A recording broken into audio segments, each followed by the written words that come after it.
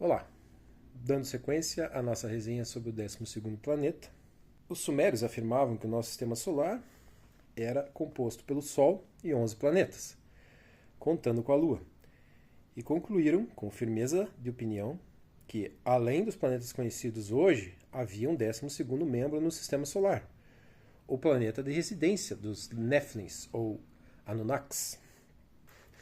Hoje sabemos que, além dos planetas gigantes, Júpiter e Saturno, em distâncias insignificantes em termos de universo, mas imensas em termos humanos, mais 2 planetas importantes, Urano e Netuno, e um terceiro pequeno, Plutão, pertencem ao sistema solar. Entretanto, esse conhecimento é um tanto recente. Urano foi descoberto em 1781, com o uso de telescópios mais avançados. Após observá-lo por 50 anos, alguns astrônomos chegaram à conclusão de que a sua órbita revelara a influência de mais um planeta. Baseando-se em cálculos matemáticos, o planeta que faltava, chamado Netuno, foi apontado por astrônomos em 1846. Naquela época, no final do século XIX, tornou-se evidente que o próprio Netuno estava sendo sujeitado a uma atração gravitacional desconhecida. Havia então outro planeta no nosso sistema solar? O enigma foi resolvido em 1930, com a observação e localização de Plutão. Até 1780, e durante séculos antes, as pessoas acreditavam que existiam 7 membros no nosso sistema solar: Sol, Lua, Mercúrio, Vênus, Marte, Júpiter e Saturno.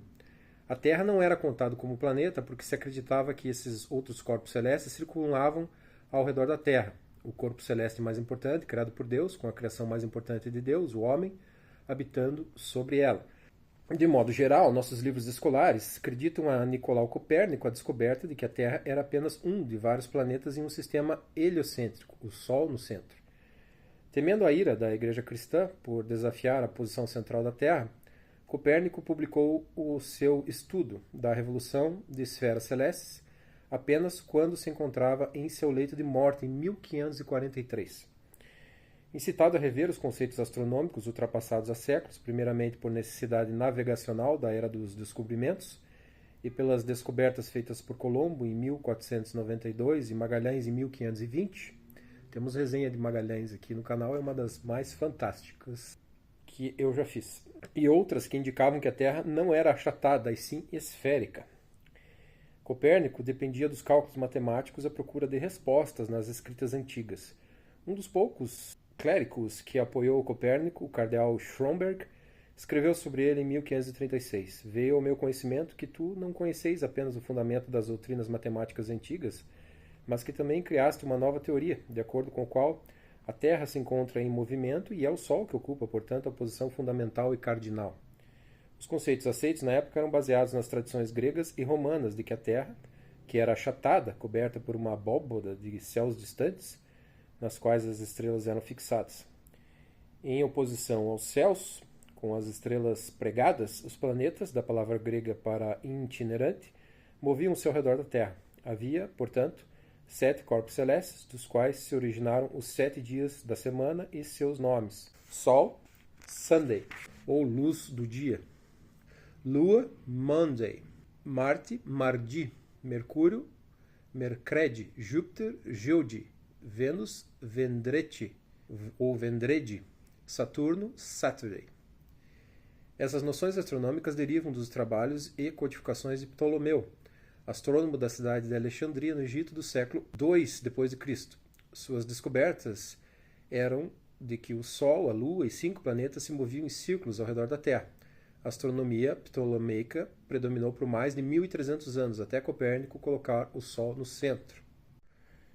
Enquanto alguns chamavam Copérnico de pai da astronomia moderna, outros veem-no mais como um pesquisador e reconstrutor de ideias passadas.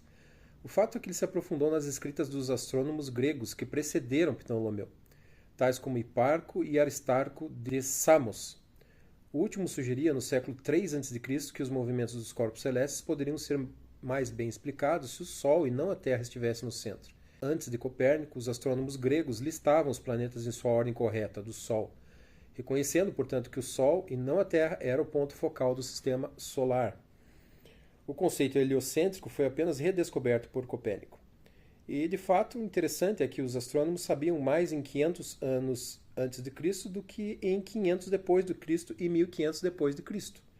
Na realidade, os acadêmicos de hoje enfrentam dificuldades para explicar por que os gregos tardios e em seguida os romanos assumiram que a Terra era achatada, emergindo acima de camadas de água turva, sob as quais se situa o Hades ou o Inferno, quando algumas evidências deixadas pelos astrônomos gregos de épocas anteriores indicavam que eles já sabiam o contrário.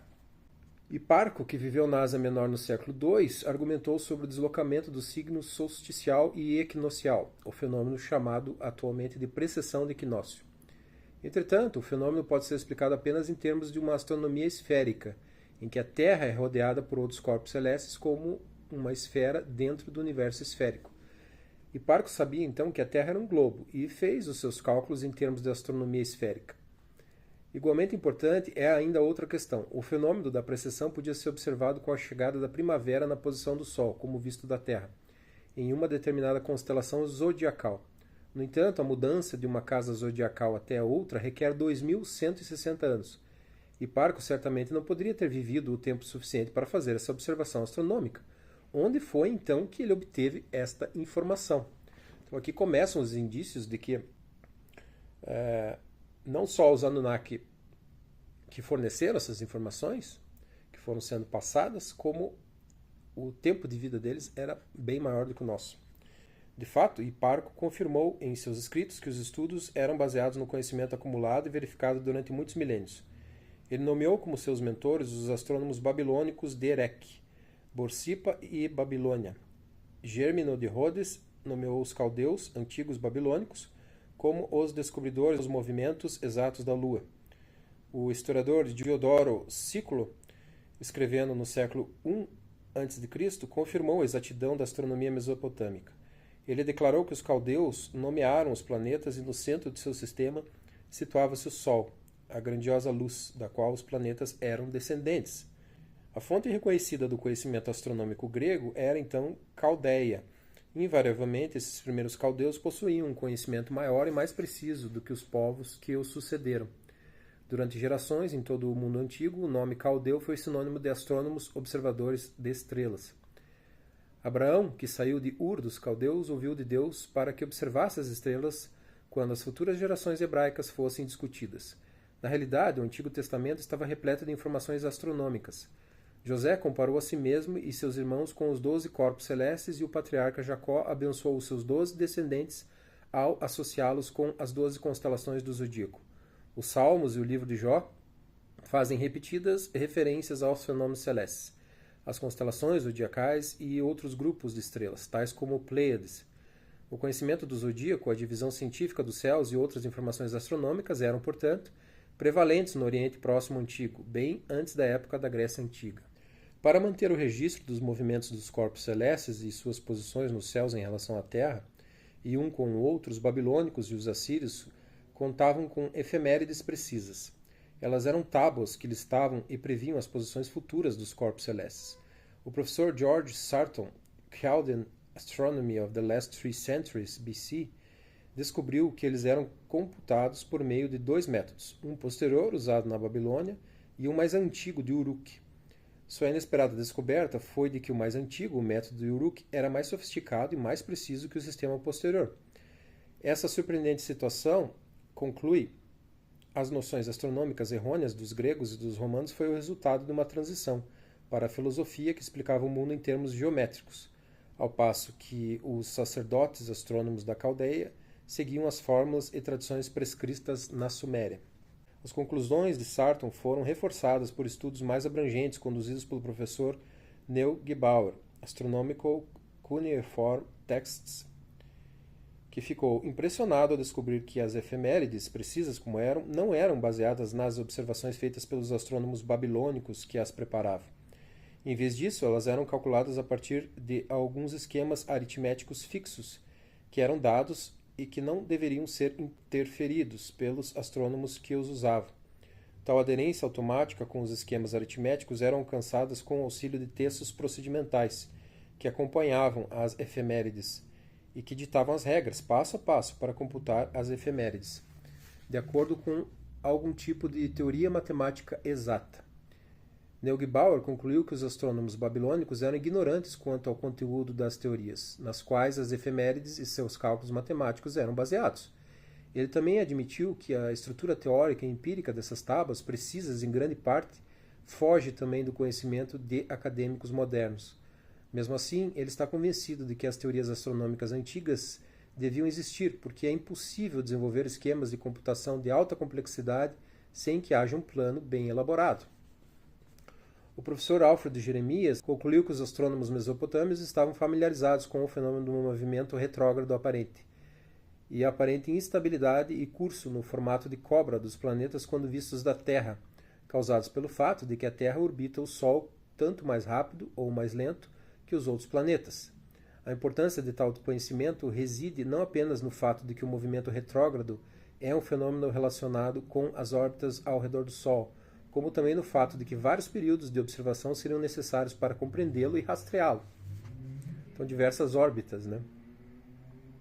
Uma dimensão de vida de ser humano é muito curta para essas observações, né? Seria muito difícil conceber. Onde essas teorias complicadas foram desenvolvidas e quem fez as observações sem as quais elas não teriam como ser desenvolvidas?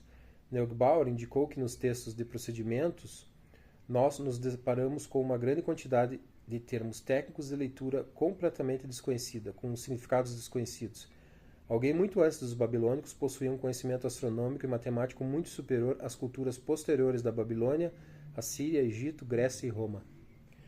Os babilônicos e assírios dedicaram uma parte substancial de seus esforços astronômicos para manter um calendário preciso. Como o calendário judaico nos dias de hoje era um calendário solar lunar, correlacionando, intercalando o ano solar de pouco mais de 365 dias com um mês lunar com pouco menos de 30 dias. Tendo em vista que um calendário era importante para os negócios e outras necessidades mundanas, a sua precisão era necessária primariamente para determinar o dia e o momento exato do Ano Novo e outros festivais e cultos de devoção aos deuses. Para medir e correlacionar os movimentos intrincados do Sol, Terra, Lua e planetas, os sacerdotes astrônomos mesopotâmios contavam com uma astronomia esférica complexa. A Terra era vista como uma esfera, com um equador e polos. Os céus também eram divididos por linhas equatoriais e polares e imaginárias. Os equinócios, os pontos e épocas em que o Sol, em seu aparente movimento anual de norte a sul, cruza o equador celeste, e os solsticícios, a época em que o Sol, durante seu aparente movimento anual junto à elíptica, se encontra no seu maior ponto de declínio, no norte ou sul. Todos eles são conceitos astronômicos usados até os dias de hoje. No entanto, os babilônicos e assírios não inventaram o calendário ou os métodos engenhosos para fazer o seu cálculo. Seus calendários, como o nosso atual, foram criados na Suméria. Foi lá que os acadêmicos encontraram um calendário em uso desde os primórdios e que serviu de base para todos os calendários que vieram posteriormente. Uma série importante astronômica que os babilônicos chamavam de O Dia do Senhor apresenta uma declaração de seus escribas dizendo ter sido copiada de uma tábua suméria escrita na época de Sargão de Acádia. No terceiro milênio a.C., uma tábua datada da terceira dinastia de Ur, também do terceiro milênio a.C., descreve a lista de uma série de corpos celestes de forma tão clara que os acadêmicos modernos tiveram pouca dificuldade em reconhecer o texto como sendo uma classificação de constelações, entre elas a Ursa Maior, Dragão, Lira, Cisne e Céfios, e Triângulo no hemisfério norte, Órion, Grande Cão, Hidra, Fêmea, Corvus e Centauro no hemisfério sul, e as constelações zodiacais familiares na banda central celeste. Na antiga Mesopotâmia, os segredos do conhecimento celeste eram guardados, estudados e transmitidos pelos sacerdotes astrônomos. Foi, portanto, talvez um fato interessante que 3 acadêmicos que receberam os créditos por devolver-nos essa ciência caldeia perdida tenham sido padres jesuítas, Joseph Epkin, Jonathan Strassmann e Franz X. Kugler, em sua obra, decifrou, classificou e explicou uma vasta quantidade de textos e listas. Em uma ocasião, ao fazer o céu voltar para trás de maneira matemática, foi capaz de mostrar que uma lista de 33 corpos celestes nos céus da Babilônia eram em 1800 a.C. Foi arranjada de modo organizado e de acordo com os agrupamentos da nossa atualidade. A comunidade astronômica mundial concordou em 1925 em dividir o céu como visto da Terra em 3 regiões, norte, central e sul, e agrupou as estrelas contidas ali em 88 constelações. No final das contas, constatou-se que não havia novidade alguma nesse arranjo, pois os sumérios já haviam sido os primeiros a dividir os céus em 3 bandas ou caminhos. O caminho do norte foi chamado pelo nome de Enlil, o sul pelo nome de Ea ou Enki, e a banda central era o caminho de Anu, e designavam várias constelações a eles. Na banda central atual, a banda das 12 constelações do zodíaco corresponde exatamente ao caminho de Anu, no qual os sumérios agrupavam as estrelas em 12 casas. Na antiguidade, como nos dias de hoje, o fenômeno era relacionado com o conceito do zodíaco. O grande círculo da Terra ao redor do Sol foi dividido em 12 partes iguais, com 30 graus cada. As estrelas vistas em cada um desses segmentos ou casas foram agrupadas juntas, formando uma constelação, sendo que cada uma recebia o nome de acordo com o desenho que as estrelas do grupo pareciam formar. Adquirimos o nome zodíaco do grego zodíacos, kaiklos, círculo animal, porque os desenhos de grupos de estrelas eram parecidos com o formato de um leão, peixes e assim por diante. Entretanto, esses nomes e formas imaginárias, na realidade, foram originados pelos sumérios, que chamavam as 12 constelações zodiacais de Ul-Re, rebanho brilhante. Guan-Na era o touro celeste. Mashtab-Ba, o nosso gêmeos. Dub, tenazes, pinças, o caranguejo ou câncer. Ur-Gula, leão. Ab-Sin, o pai dela era Sin, a donzela, virgem. Zi-Ba-An-Nana, destino celeste, a balança de Libra. Gir-Tab, que crava e corta, escorpião. Pab-Bil, defensor, o arqueiro, sagitário. Suhur-Mash, peixe-cobra, capricórnio. Gu, senhor das águas, o portador da água, aquário. Sim-Ma, peixes. Kun-Mal, habitante do campo, carneiro, Áries. As representações gráficas, ou signos do zodíaco, como seus nomes, têm permanecido virtualmente intactos desde a introdução na Suméria. Até o surgimento do telescópio, os astrônomos europeus aceitavam a configuração planetária de apenas 19 constelações no hemisfério norte. Já em 1925, quando foi acordada a atual classificação, 28 constelações foram reconhecidas no local em que os sumérios chamavam de Caminho de Enlil. Não nos surpreenderia mais se descobríssemos que, ao contrário de Ptolomeu, os primeiros sumérios reconheceram, identificaram, agruparam, nomearam e listaram todas as constelações do hemisfério norte. Dos corpos celestes no caminho de Enlil, 12 eram considerados como sendo de Enlil, comparando com os 12 corpos celestes zodiacais no caminho de Anu. Do mesmo modo, na porção sul dos céus, o caminho de Ea, ou Enki, 12 constelações são listadas, não apenas presentes no hemisfério sul, como também sendo do deus Ea. Além dessas 12 constelações principais de Ea, várias outras foram listadas no hemisfério sul, apesar de muitas delas não serem reconhecidas nos dias de hoje.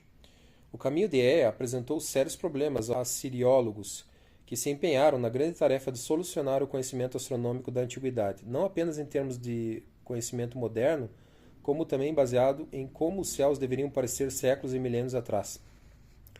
Observando o céu do hemisfério sul de Ur ou da Babilônia, os astrônomos mesopotâmicos podiam ver apenas um pouco mais da metade do hemisfério sul. O resto já se encontrava abaixo da linha do horizonte. Ainda assim, se identificado de forma correta, algumas das constelações do caminho de Ea encontram-se bem além do horizonte. No entanto, havia um problema ainda maior. Como assumiram os acadêmicos, os mesopotâmicos acreditavam, como os gregos também fizeram posteriormente, que a Terra era uma massa de solo seco repousado sobre as trevas caóticas de um mundo subterrâneo, o Hades grego, o inferno, um disco achatado sobre o qual os céus faziam um arco em um semicírculo, então não haveria os céus do hemisfério sul.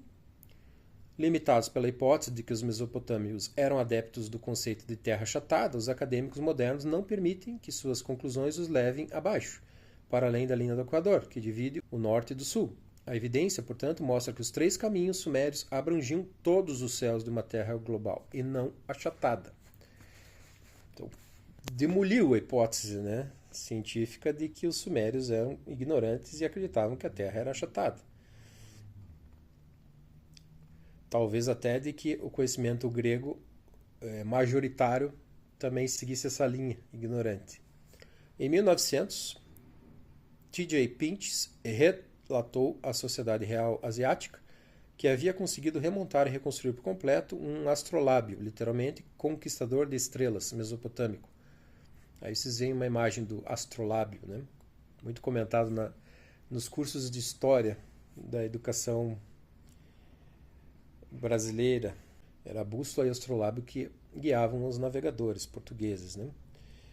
Ele mostrou que se tratava de um disco circular dividido como uma torta em 12 segmentos e 3 anéis concêntricos, resultando em um campo de 36 porções. O desenho completo tinha a aparência de uma roseta de 12 folhas, sendo que cada uma tinha o nome de um mês escrito nela. Pintsch marcou as de 1 a 12 para facilitar, começando com Nissanu, o primeiro mês do calendário mesopotâmico. Cada uma das 36 porções continha também um nome, com um pequeno círculo abaixo, significando que era o nome de um corpo celeste. Desde então, os nomes têm sido encontrados em vários textos e listas de estrelas, que sem dúvida alguma representam os nomes das constelações, estrelas ou planetas. Cada um dos 36 segmentos também incluía um número escrito abaixo do nome do corpo celeste. Na parte mais interna do anel, os números variavam de 30 a 60. No centro, de 60, escrito como 1, a 120. Este 2 no sistema sexagesimal, significava 2 vezes 60 igual a 120. E na parte mais externa do anel, de 120 a 240. O que representavam esses números?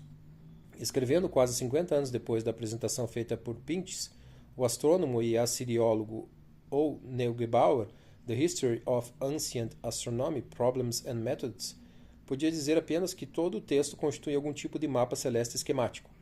Em cada um dos 36 campos, encontramos o nome de uma constelação e números simples, cujo significado ainda não está muito claro.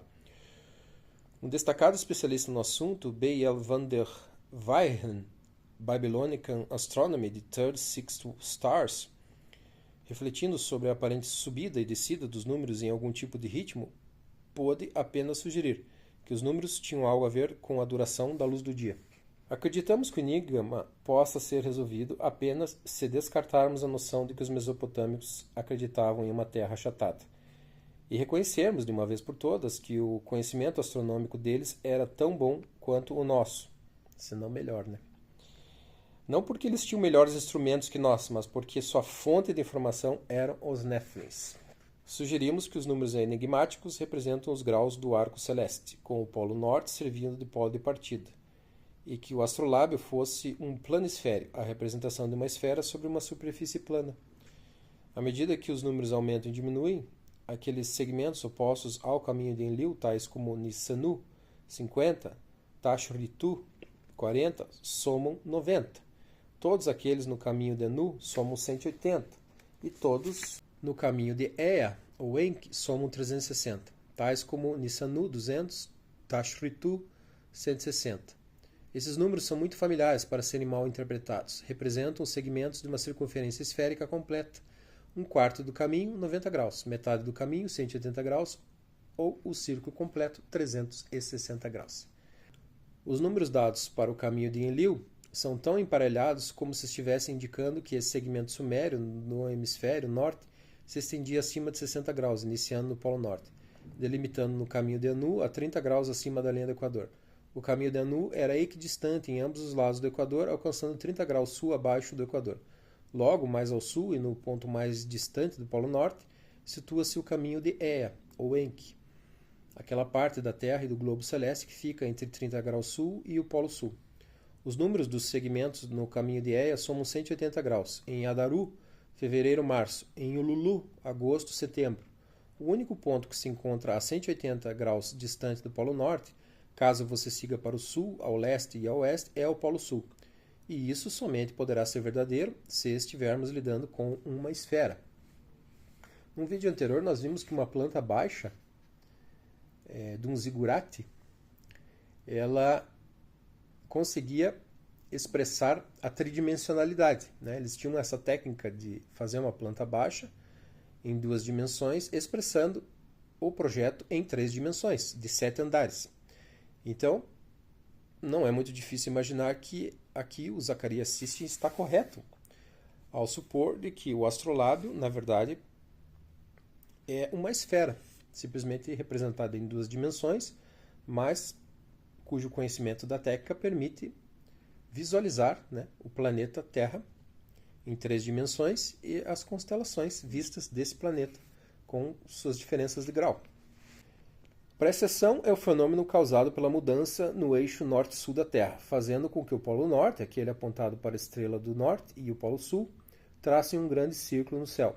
O aparente retrocesso da Terra em oposição às constelações estreladas chega a cerca de 50 segundos de um arco em um ano ou 1 grau em 72 anos. O grande círculo, o tempo em que leva do Polo Norte da Terra para apontar novamente para a mesma estrela do Norte, dura 25.920 anos, 72 vezes 360. E é isso que os astrônomos chamam de o Grande Ano, ou o Ano Platônico, pois foi Platão que aparentemente estava ciente do fenômeno. O pôr e o nascer de várias estrelas, consideradas importantes na antiguidade, e a exata determinação do equinócio vernal, que conduzia ao Ano Novo, eram relacionados à casa zodiacal em que elas ocorriam. Em função da precessão, o equinócio vernal e outros fenômenos celestes, ao retrocederem de ano para ano, eram finalmente retardados uma vez a cada 2.160 anos, fechando uma casa zodiacal completa. Nossos astrônomos continuam empregando 1.0, o primeiro ponto de Áries, que marcou o equinócio vernal por volta de 900 a.C., mas esse ponto hoje já foi alterado para bem além de Peixes. Em meados de 2100 d.C., o equinócio vernal começará a ocorrer na casa anterior, a de Aquário. É isso que querem dizer aqueles que afirmam que estamos prestes a entrar na era de Aquário. O fato da mudança de uma casa zodiacal para outra levar mais de 2 milênios levou os acadêmicos a se perguntarem como e onde Hiparco teria aprendido sobre a precessão no século II a.C. Agora torna-se claro que sua fonte era Suméria. As descobertas do professor Langdon revelam que o calendário nipuriano, estabelecido por volta de 4.400 a.C., na era de Touro, reflete o conhecimento sobre a precessão e a mudança das casas zodiacais que ocorreram 2.160 anos antes de sua época. O professor Jeremias, que comparou os textos astronômicos mesopotâmicos com os textos hititas, tinha a mesma opinião, de que as tábuas astronômicas antigas registram a mudança de Touro para Áries. E ele concluiu que astrônomos mesopotâmicos previram e anteciparam a mudança de Áries para Peixes.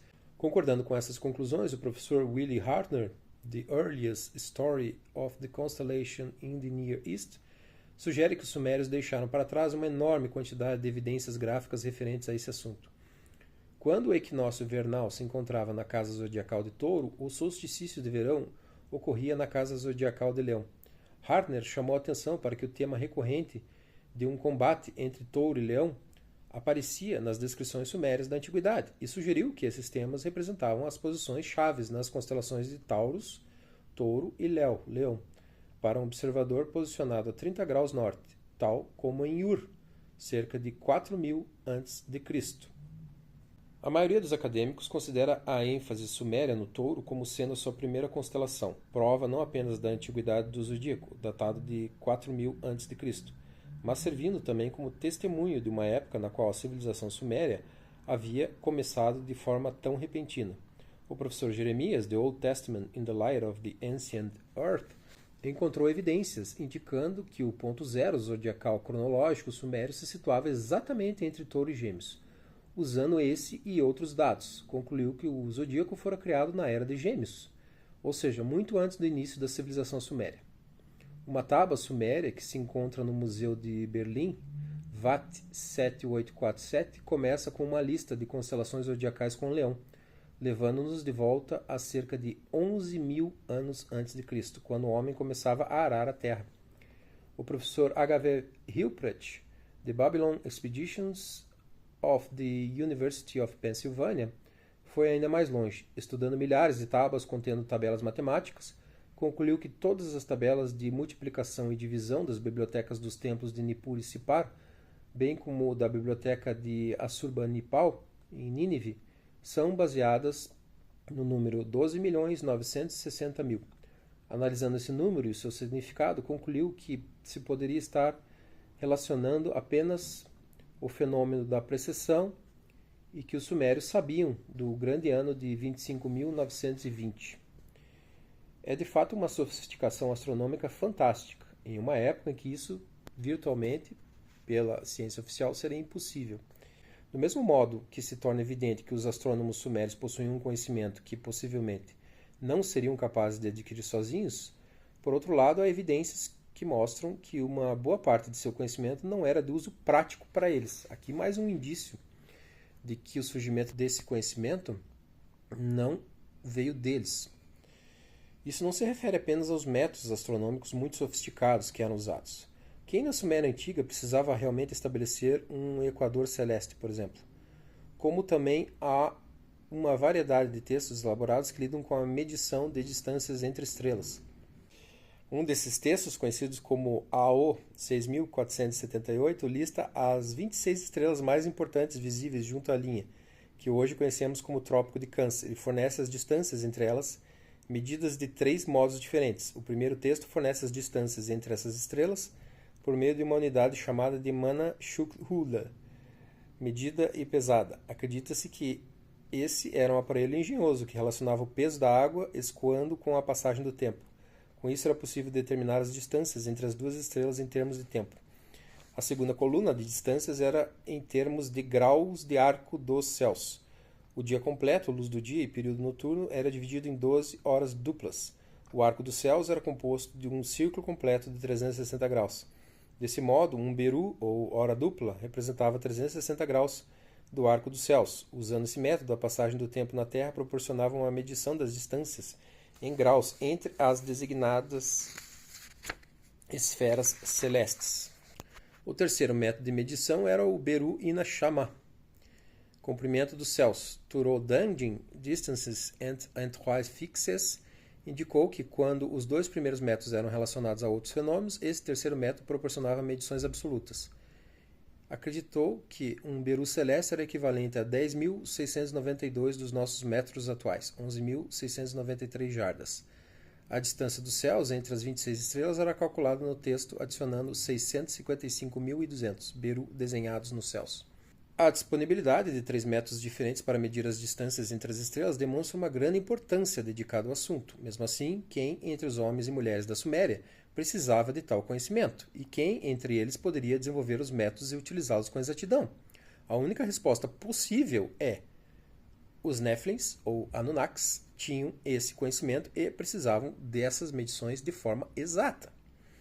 Capazes de fazer viagens espaciais, chegando à Terra de outro planeta, cruzando os céus da Terra, eram os únicos que podiam, faziam e possuíam, na época do nascimento da civilização da humanidade, o conhecimento astronômico que exigia milênios para desenvolver, os métodos sofisticados, matemática e conceitos de uma astronomia avançada, e a necessidade de ensinar os escribas humanos a copiarem e registrarem meticulosamente inúmeras tabelas de distâncias entre os céus, ordem e grupo de estrelas, por e nascer helíacos, um complexo calendário Sol-Lua-Terra, e o resto do incrível conhecimento que tinham tanto dos céus como da Terra.